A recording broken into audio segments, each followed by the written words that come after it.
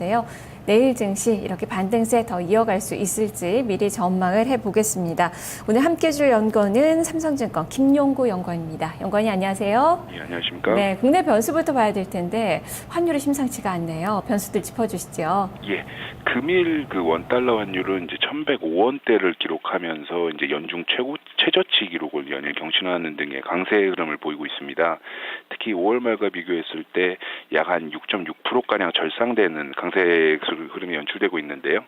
이는 이제 대외적으로는 이제 미국과 유로존의 이제 유동성 확대 정책과 그리고 이제 대내적으로는 이제 국가 신용등급 향상 및 이제 국채 시장 강세에 따른 어떤 외국인 자본 유입에 기인하는 것으로 판단합니다. 그렇지만은 이제 1,100원대를 이탈하는 등의 어떤 원화의 추세적 강세가 계속될 것인가에 대한 논의가 좀 많은 상황인데 아직까지는 이제 글로벌 위험자산 선호 시그널이 강하지 못하고 그리고 국내적으로 매크로 펀더멘탈이 이제 견조하지 못한 상황에서 이제 1,100원 수준 이탈하는 어떤 강세 전환은 좀 어렵지 않겠는가라고 판단하고 있고요. 또한 이제 무역 경쟁국의 어떤 경우에 그 선제적인 강세를 좀 보였다는 측면에서 워낙 강세의 어떤 그 수출주에 미치는 영향은 좀 제한적이지 않겠는가라고 좀 판단하고 있습니다. 네, 1,100원 선이 마지노선이 깨질 가능성은 상당히 낮다라고 보고 계시는군요. 자, 그러면 또 내일 해외 변수도 봐야 될 텐데 내일 또 중국에서의 GDP도 나오고 EU 정상회담도 시작이 되게 됩니다. 어떤 점들을 더 주목하십니까? 예, 그 내일 중국의 이제 3분기 실질 GDP 성장률이 이제 발표될 예정입니다. 그러니까 시장 전망치는 이제 전년 동기 대비 플러스 한 7.4% 정도로 보고 있는데요. 2009년 1분기 이후 이제 가장 낮은 증가율을 보일 것으로 내다보고 있습니다.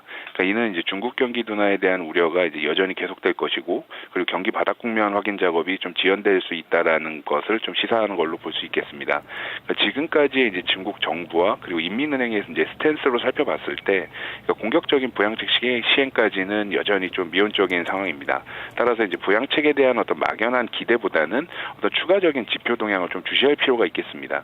그리고 이제 18, 19일 이제 벨기에 브뤼셀에서 이제 EU 정상회담이 열릴 예정입니다. 그러니까 그리스 2차 그 구제금융 지원 문제와 그리고 스페인의 전면적 구제금융 시기 조율 그리고 뱅킹 유니언 신설에 대한 논의 등이 이제 다뤄질 것으로 기대되고 있는데 그렇다고 해서 이제 뾰족한 해답이 도출될 수 있는 상황은 아니기 때문에 좀 증시 영향력은 좀 제한적이지 않겠는가라고 좀 판단해 보고 있습니다. 네, 내일도 그렇다면 뭐 뚜렷한 모멘텀은 없네요. 그렇다면 반등을 또 이어갈 수 있을지가 이제 문제인데요. 내일 증시 어떻게 보시는지 전략을 들려주시죠. 예, 그 MSCI 코리아 기준 이제 12개월 선행 EPS의 경우 이제 지난 6월 최고치 대비해서 한 2.4% 하락하고 있는 등 이제 우리 기업의 이제 3분기 실적에 대한 우려가 좀 점증하고 있는 상황입니다. 하지만 이제 지수적인 측면에서 이미 실적 둔화에 대한 우려 심리가 이제 이미 어느 정도 선반영되어 있고 그리고 주요국 대비 이제 밸류에이션 메리트가 부각되고 있는 상황이기 때문에 어떤 실적 부진에 대한 어떤 영향은 시장에 좀 중립적으로 작용할 것으로 판단하고 있습니다. 그리고 이제 18, 19일 이제 벨기에 브뤼셀에서 열릴 이제 EU 정상회담과 그리고 21일 스페인 지방선거 전후에서 그 구제금융 신청이 있을 것으로 기대되고 있는데 유로존 문제 해결에 어떤 새로운 전기가 마련될 수 있을 것으로 좀 판단하고 있습니다.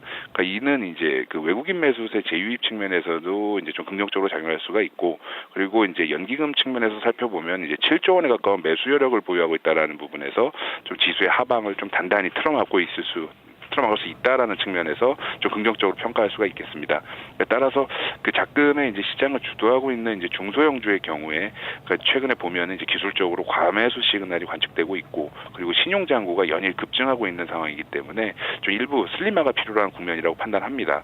그래서 이제 4분기 이후 그리고 경기 회복을 염두에 둔 그 전기전자나 그리고 경기 소비재 등의 어떤 경기 민감 성장 섹터에 대한 관심이 좀 필요하지 않겠는가라고 판단하고 있습니다. 이상입니다. 네, 알겠습니다. 말씀 잘 들었습니다. 예, 감사합니다. 네, 여전히 종목에 대한 전략이 중요한 시기네요.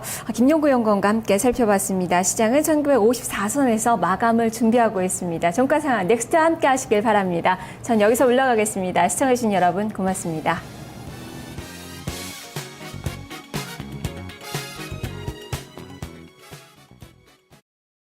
토마토 스탕론 주식 매입 자금